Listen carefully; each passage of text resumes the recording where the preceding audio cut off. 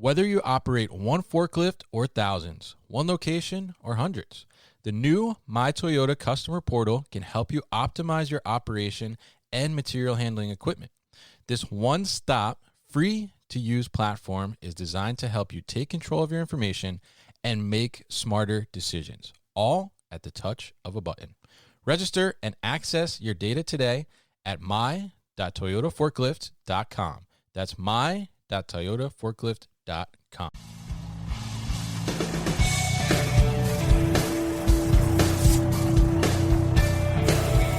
The New Warehouse Podcast, hosted by Kevin Lawton, is your source for insights and ideas from the distribution, transportation, and logistics industry.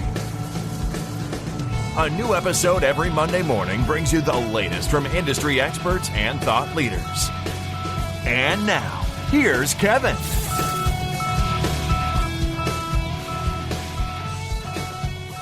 Hey, it's Kevin Lawton with the New Warehouse Podcast, bringing you a new episode today.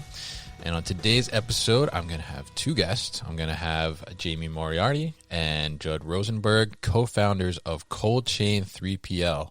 And what does Cold Chain 3PL do? Well, I think it's in the name, right? They focus on cold chain, third-party logistics, and we're going to talk about how they've put that together, some of the challenges when it comes to cold chain versus ambient, why they've focused on cold chain itself, and some of the great growth that they've had as well, and talk a little bit about just the overall cold space out there and how there's been kind of a shortage of super high demand, and dive into some of those things within the market. So Jamie and Judd, welcome to the show. How are you both? Welcome. Yeah, doing well. Thanks for having us. Definitely happy to get you guys on. Happy to talk about this. I think it's a really interesting space because there's a lot of people that have been in the space for a really long time, right? And it's a challenging space as well. So interested to talk to you guys and hear about your experiences. So I gave my little overview of Cold Chain 3PL, but let's hear from you guys, the co-founders. Give us a little brief overview of Cold Chain 3PL and kind of too, like how did you guys come up with this idea? Where did it come from? How did you come to found this thing? Yeah, brief overview was I had owned a fresh food company for 16 years that I started from scratch. We made food for places like Trader Joe's, Whole Foods, Starbucks, Costco. We sold the business to a private equity company about 6-7 years ago. Mm-hmm. Then we sold it to another company years later. Towards the end, we landed a huge meal kit company. Mm. And while we were producing the food for them, I could not believe the exponential growth. Mm-hmm. So after we sold the second time, I had known Jamie. He's an Olympian, by the way. He's an ex-bobsledder Olympian and played professional football, but a great guy. I'd known him for 10 years. And I was like, hey, we need to get in the business of shipping frozen and refrigerated foods. Mm. Originally, we started the business about 3-4 years ago. Originally, we were just shipping frozen foods on Amazon. Which we still do. We wanted to be like the Zappos of frozen food. Okay. I want to chime in here for a second real quick. Yeah, and I think when we originally started, some of the challenges that we found were, that it was very difficult to speak with some of the logistics providers out there in the cold space. Judd tried calling everyone, emailing everyone, no return phone calls, or large minimums. And I think part of our entrepreneurial spirit also kind of kicked into gear there. And Judd, with his resources, basically turned to me and he was like, we can do this ourselves. We can get the warehouse, we've got someone that has some available space. From his background, he knew how to ship food, we used to ship samples, small parcel food all the time. So we had the know-how. And so we just jumped in ourselves and decided to just fill that void ourselves. And then what we found as we started doing that was that some of the customers that we were also shipping food for started asking us to do other things. Hey, can you send samples out for us? Or can we connect our store to you so that you can ship our e-commerce rather than just doing your Amazon? Or we also had our own website as well that was a marketplace. So whether or not we could just do that or add in the other e-commerce stores, and it just kind of started growing organically. Started in a small little warehouse. Mm-hmm. First year, we outgrew that. Then we moved into Chicago, another warehouse in Chicago, close to 80,000 square feet. We've outgrown that. We have another frozen warehouse in Chicago for backup. And then we added California. We have 2 warehouses. In Maryland, we have a large warehouse where we can handle our national brands. And that's kind of how it evolved. Thanks. Interesting. Yeah. Very interesting. And definitely great growth there as well with the multiple locations. And I'm curious, like, your thoughts, because you said something interesting in there where, you called around all these other logistics companies, and some of them wouldn't even talk to you or pick up the phone and have minimums and all these things. And I have heard that in a couple different conversations around the cold chain space. Like, it's a very kind of, I don't know if you would say like a closed community in a sense, right? But kind of some gatekeepers almost, you could say, right, to kind of get in there, and very family run for a long time businesses as well. So I'm curious, as you had that experience, and you have your own business here that's doing those types of things from a logistics standpoint. How did you kind of take that feedback or challenges, and how have you kind of taking that to do something different with your business? Okay. So what really sets us apart is, I put my phone number on the website, on all my emails, and I answer the phone anytime it rings, whether it's a delivery driver or a brand. Although we do, have dedicated, account reps for our customers, what separates us from looking backwards, we called all these like larger companies. They wouldn't call us back. They wouldn't email us. They had crazy minimums. And in addition, we don't have any, really any minimums, just small monthly fees. And that's what's really separated us. And that's how we've been able to grow so fast, so quickly. Yeah. Judd always says, we never want to leave that behind. We don't want to become those other companies. So it's really a core focus on our side to just continue to provide that extra level of service and care, understanding that for these companies, it's their whole business, right? And so, we just want to do whatever we can to provide them, the attention they deserve. Yeah, absolutely. And I think that's great to continue to maintain that principle, and kind of, I guess, like you guys are saying, like, don't forget where we came from, or what we experienced in the past too as well, and make sure like we don't pass that same experience off to our customers or potential customers. So it's great to see that you're keeping that in mind. And I'm curious, as we look at warehousing in general, and when we look at cold chain logistics, talking about frozen, refrigerated versus ambient, dry types of operations. I mean, talk us through some of the challenges there, because I think that in the market, I mean, there's huge demand, and has been huge demand for a couple of years now for cold space, right? But you would think with that demand, like, let's go like whip up some cold space, right? Make it real easy, right? But it's not that easy. So tell us a little bit about kind of some of the challenges there, and some of the complexities that are involved with whether it's refrigerated or frozen space. Yeah, the challenge is, as to your point, there's not a ton of space. And the way we've been able to overcome that is by being entrepreneurial and figuring out where the space is, cutting deals with different landlords, or buying the space, and having just like there's, we're going to figure this out attitude. So that's number one. There is space, but you got to think outside the box, or outside the freezer, whatever you want to call it. And why don't you add to that as well? Yeah, and I think, just to build on that, it is difficult to build this space. You can't just convert a typical warehouse into a frozen warehouse. Different concrete needs to be poured, for a freezer. So it actually does take a long time to construct a building. It's not something that can just be built out of any warehouse. And I think part of that, is what's causing the capacity limitation, is that there's going to be a building lag behind, a growth in that, in the square footage available, just due to kind of the construction side of things. But then if you move past that, there's obviously challenges to shipping cold. You're dealing in most cases with perishable product. In addition, this business, it's taken us a few years to figure out, but it's a puzzle. Like Jamie said, it is a puzzle. I say it to him all the time. Like, oh my God, this is like a really hard SAT question. Because you have shipping costs. How do you get the best shipping rates? How do you get it there? How do you get the best rates?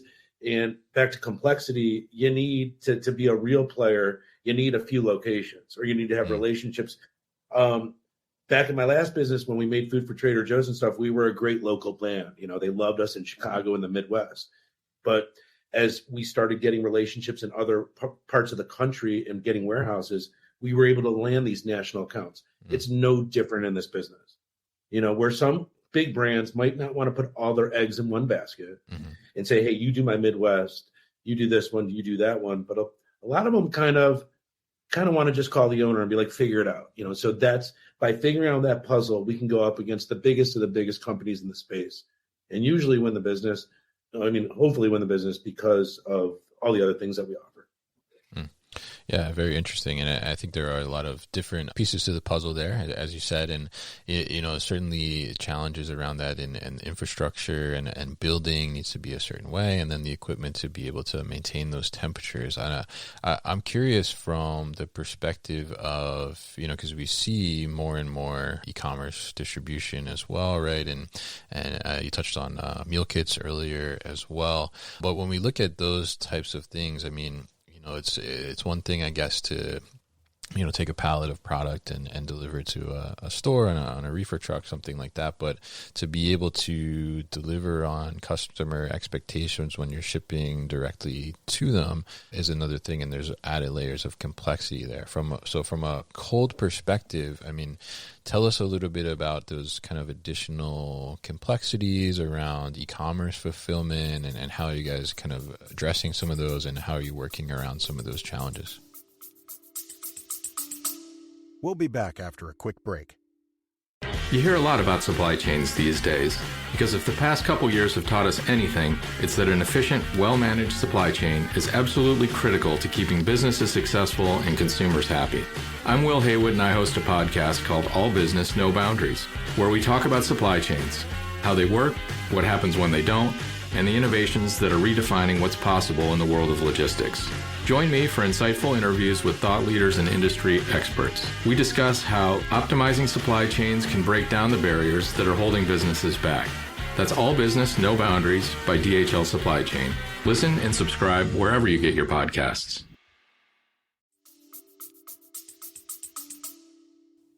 Number one, I believe, is kind of the recipe card that we build for a customer where, depending on what state it's going to, it's either usually a 1, 2, or 3 day ship, and building the coolant that goes with it, along with if it's summer, do we want to add a little bit more? So you sign up with us, we're going to build you a recipe. Again, we're shipping, 20, 30,000 boxes a week. We've been doing this for a few years.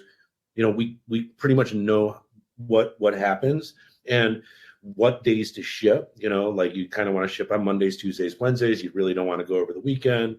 Most customers want, bigger brand, 2 days or less, anywhere ground, so they don't have to air shipments. So it's all these like little complexities, but our attitude is we try to keep it really simple, right? When we talk to customers, we're like, listen, we're going to take this complicated problem and just trust us. And here's your recipe card. Here's your material. Here's your labor. And here's your shipping. This is out the door. You're at X. The only other fees that we have is minimal storage and handling. Again, we have big expenses with our warehouses, so we charge, to put the product away and put it in the freezer or the cooler. So we try to keep it just really, really simple, taking our, many years of experience and saying, here's your price. And they're like, what? Oh my God, this was so easy. That's what we try to do, right? Mm-hmm. Yeah, definitely. One other thing that's kind of interesting too is our main production guys who, are involved in that initial build of the what we call a recipe, are trained chefs. So, being that we ship a lot of food, fresh and frozen food, ambient food, they actually have a lot of knowledge that comes into play in that, just because they're very familiar with food and how it can be stored and how it can slack out and all the different complexities to the food. So I know it's not, maybe a competitive advantage. It's not necessarily something that is necessary, but something that I lean on a lot, and I'm sure Judd does as well when we're talking to clients, and Judd having his food background as well. There's a little bit of a different perspective because of that background knowledge. Interesting. Yeah. Yeah. And I think bringing that knowledge to the table is certainly a great factor in what you're doing there. And I think being able to kind of maybe educate your customers as well on what's the right way to go about that. I mean, I'm curious in that aspect. I mean, you mentioned that you only want to ship on certain days, and obviously, how you're packing and shipping those e-commerce packages, whatever you're putting in there to maintain that temperature is going to only last for a certain amount of time, right? So if you have a brand coming to you and they want to do e-commerce and they need a product that needs to stay at a certain temperature, how do you kind of advise them to navigate that, and how can they know what type of, I guess, shipping levels they can offer to their consumers? Because I think, Judd, you mentioned there something about, they want 2-day shipping, but, can you really pull off 2-day shipping, or do you have to have your inventory kind of positioned in strategic locations throughout the country? A couple things that, a lot of our customers that we have now, they just want to ship everything ground, and kind of the magic number there is 3 days or less. So that's how you can save. That's just working in our business model right now. But for some larger accounts, they want 2 days or less. And one example is ice cream. Let's say somebody comes to us and wants to ship ice cream. Now, in ice cream, you can't mess around with ice cream. Ice cream, you can't go, our experience, you can't go longer than 2 days, right? And you got to put 5 pounds of dry ice per day and all the other tricks that we have to get in the box to keep the air out, right? And we won't take on an ice cream client unless it's 2 days or less, because if it goes 3 days, 4 days, and melts a little bit, obviously that shipment is wrong. What else? Yeah, I mean, I think, there's a few different types of conversations that we have in the discovery phase. One is, and what we like to say too is whatever agreement we come to, it does involve the customer's input in that. It's obviously their product, they know it best, and we want them to be comfortable with however we're packing. So if there's an agreement we come to originally and something they want to adjust moving forward because of circumstances changing, it's always, that's whatever they want to do, it's their instructions to us, right? But usually the conversation is either we've been doing this for a while, we know how to do it, and this is what we do per day, and then we just recreate that. Those are really easy to do. But if it is a customer that isn't familiar really with how to ship, direct to consumer e-commerce type of a store, that discovery call is going to dive into what types of products do you have, how are you storing that product, what's the packaging look like. I think, interestingly enough, depending on their package too, is it hard plastic that dries can make really fragile? There's these other little details that could come into that conversation just from teasing it out. And we really have to understand all of that. Sometimes get samples of products for us to really understand what we're packing. But with all that being said, like Judd said earlier, we do try to make it easier, and we do try to small, offer a medium, a large box. We'll send you sample packs. We'll get on a Zoom when we start, make you feel comfortable. Use different material for insulation. We if you use want green material, styrofoam. We've got different types of insulation. We use gel packs, dry ice. So there's a few different coolants that can be used. But that's definitely, more of the detail-oriented part of the process. Very interesting, and it's good to have that flexibility as well. I think for the customer and the client to be able to make sure you're maintaining the integrity, because I think, like Judd said there, I mean, ice cream, if it melts a little bit, then it is definitely detrimental. So yeah, I mean, I think it's really important to be able to have that flexibility and be able to provide those options and that knowledge too. I think is such a key to the client to be able to do that. So I'm curious from an operational perspective. I mean, as you guys have been growing, and obviously we talked about there's high demand, right, for refrigerated frozen space, and to be able to do fulfillment in that type of environment as well. What type of technologies are you guys utilizing or looking at as you continue to grow, and what's really going to help you to bring more efficiency to the operation? Yeah, I think another competitive advantage that we have is we are really flexible with our technology. So in most cases, Shopify is, on the customer facing side, Shopify is going to be the biggest player for e-commerce as far as a shopping platform. So that's really most of our integration is going to be with Shopify via API connectivity. Amazon is obviously another big one. Those are really the two biggest, although you have various, other e-commerce platforms like WooCommerce or Squarespace or, a bunch of other ones. And what we do internally is just allow for a few different ways for us to receive data, right? It could be simple connections through ShipStation, which is, a platform that is kind of like Shopify, but for shipping, right? It's a very common platform, very easy to do those connections. We have a WMS, a warehouse management system, that allows us to do dashboards for our customers to report real-time inventory. And, it's pretty robust, where it will allow even the customer to change orders, to update addresses, so there's a lot that can be done. Having dashboard access within your orders that are live in the system.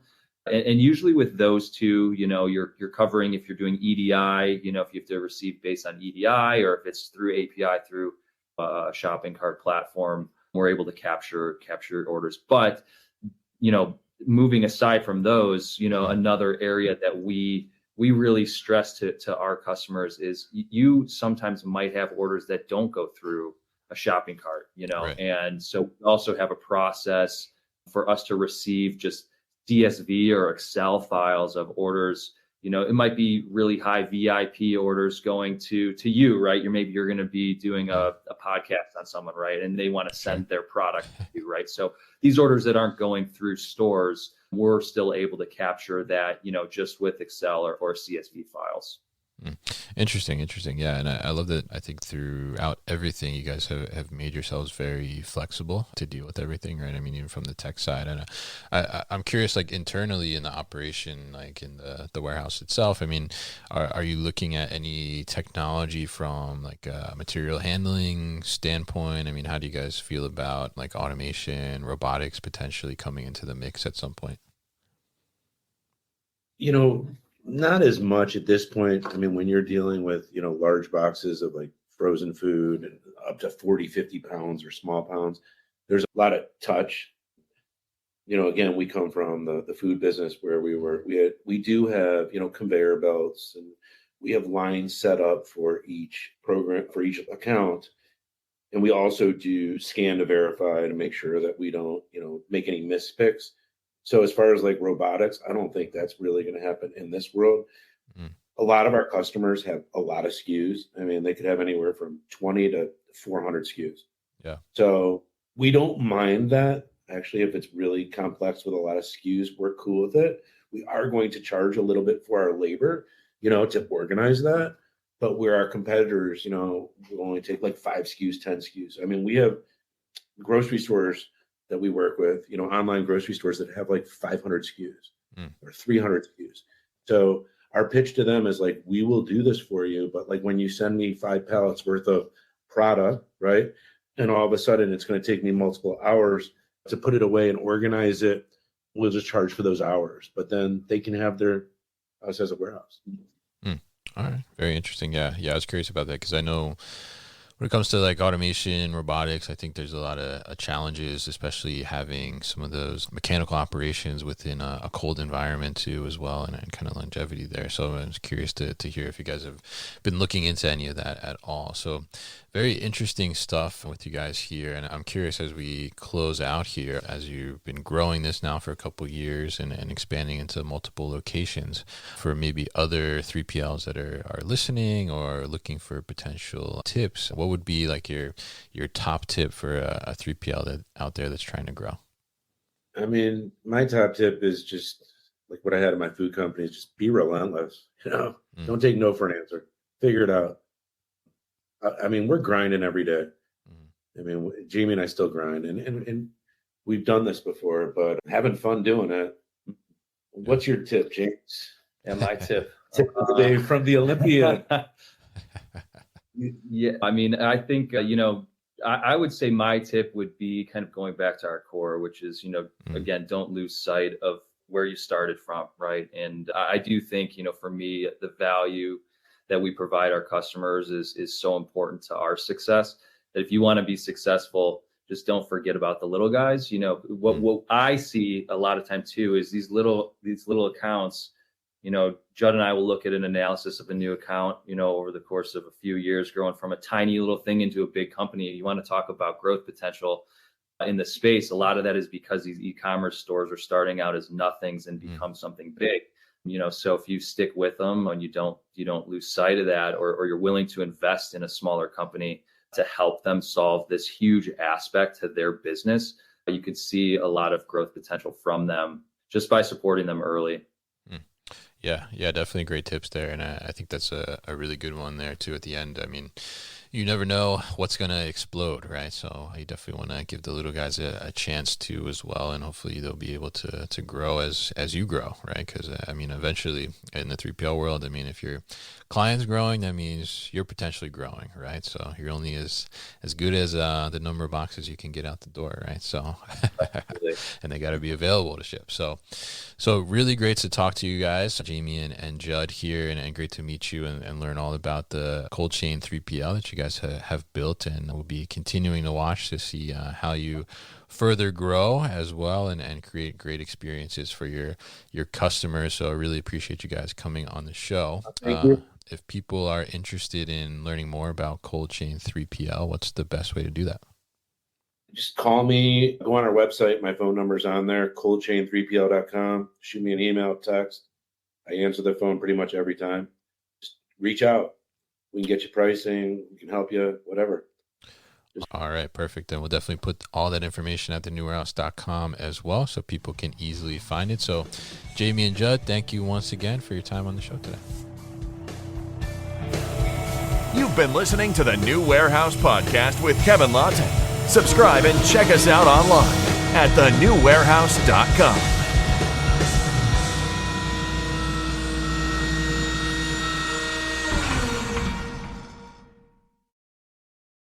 Thank you for listening to this episode. If you want more content from the New Warehouse, check out our new video series called All Hands on LinkedIn. Just search for the New Warehouse on LinkedIn and follow along.